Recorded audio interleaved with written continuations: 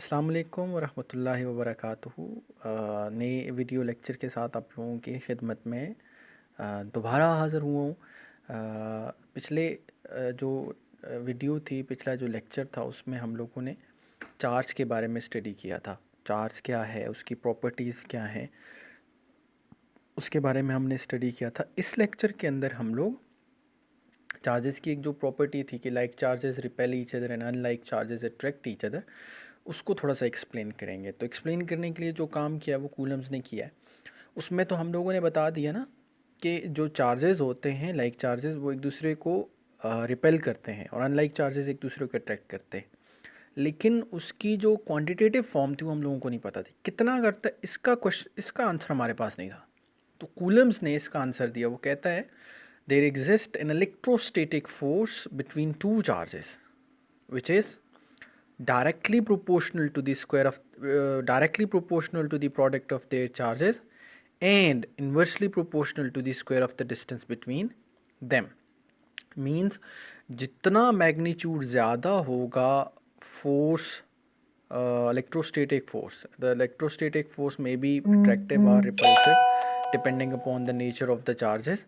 तो जितना ज़्यादा आपके पास मैग्नीट्यूड ज़्यादा होगा तो फोर्स भी, जितना चार्जेस का मैग्नीट्यूड ज़्यादा होगा फोर्स भी उनके दरमियान ज़्यादा होगी। And inversely proportional to the square of the distance between them, और उनके दरमियान जो डिस्टेंस है वो उस पर इन्वर्स रिलेशन है। इसको हम लोग इन्वर्स स्क्वायर लॉ कहते हैं, और स्क्वायर ही क्यों लेते हैं इसकी एक अलग डिस्कशन है।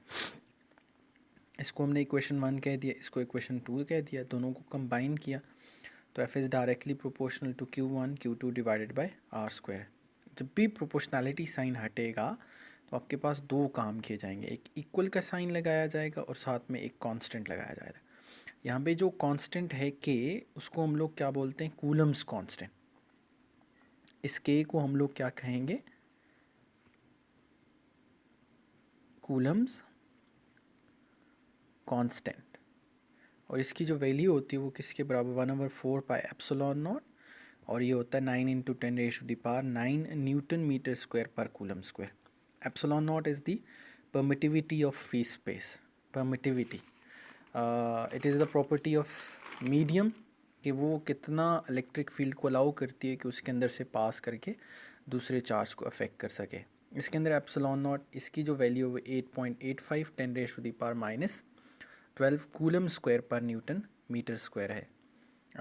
ये वैल्यू हमने पुट की तो ये वैक्यूम के लिए हमारे पास रिलेशन आ गया, F is equals to 1/4 pi epsilon naught Q1 Q2 divided by R square. And for the next material medium, if we place a medium between the charges, then what happens to the force between the charges? तो उसके लिए क्या होगा, जहाँ पे epsilon naught था, so we will replace epsilon naught with the epsilon, तो उसके एप्सिलॉन के साथ रिप्लेस कर देंगे। यहाँ पे ये जो रिलेटिव परमिटिविटी है वो किसके बराबर होती है, ratio of permittivity of medium to the permittivity of free space.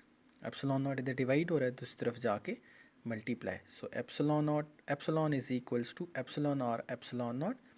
ये वाली वैल्यू उठा के इधर पुट कर देंगे एप्सिलॉन की जगह पे। सो आपके पास हो जाएगा F medium is equals to 1/4 pi epsilon R epsilon naught Q1 Q2 divided by R square.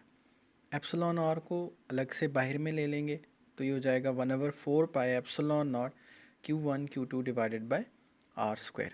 और ये जो पूरी वैल्यू बन रही है ये आपके पास किसकी बन रही है, वैक्यूम की बन रही है, जो ऊपर यहाँ पे हम लोगों ने लिखी हुई है। तो इसकी जगह पे एफ वैक्यूम लिख देंगे और इनकी पोजीशन चेंज करेंगे तो relative permittivity of vacuum over medium आ जाएगा। सो ये आपके पास क्या था, कूलम्स लॉ था।